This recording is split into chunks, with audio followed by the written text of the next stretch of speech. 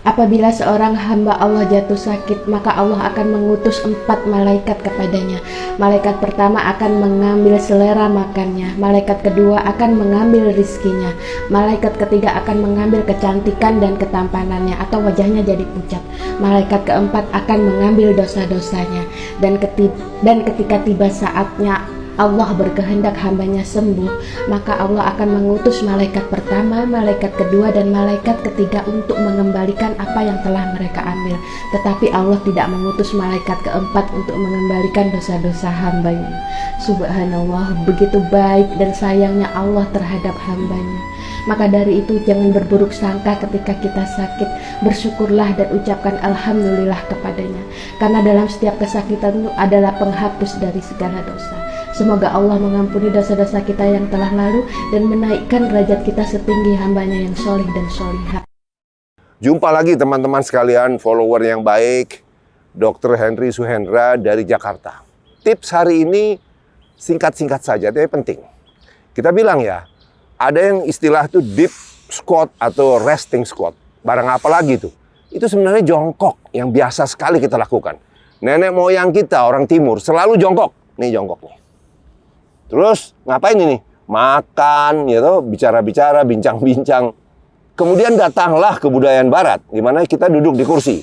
Ingat, kalau duduk di kursi, panggul Anda, lutut Anda, engkel Anda, 90 derajat nanti. Ya kan? Kebiasaan itu akan menyebabkan range of motion Anda turun. Kaku nanti sendinya. Makanya, makin tua kita harus makin latih nih, posisi ini. Ya, tipsnya adalah mulai lagi, bahwa kita ambil besar lebarnya selebar pundak.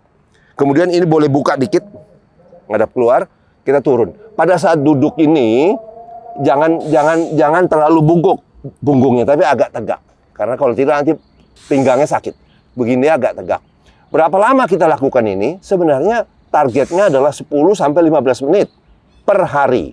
Tapi jangan sekaligus, akan menyebabkan kesemutan dan sebagainya ya.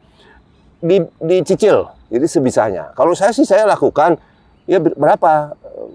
30 detik, 60 detik, 1-2 menit begitu. Nanti diulang-ulang total 10 sampai 15 menit.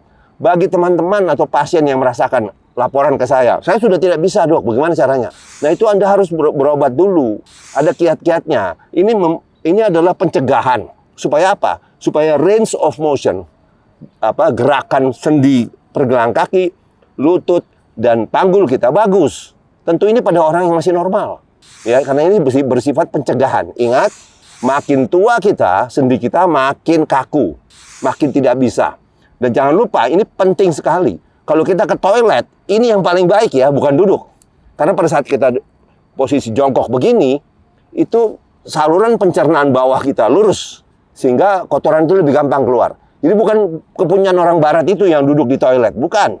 Jadi kalau lain kali kemana ke tempat umum ada WC jongkok, pakai itu. Demikian ya, semoga ada manfaatnya. Dr. Henry Suhendra dari Jakarta.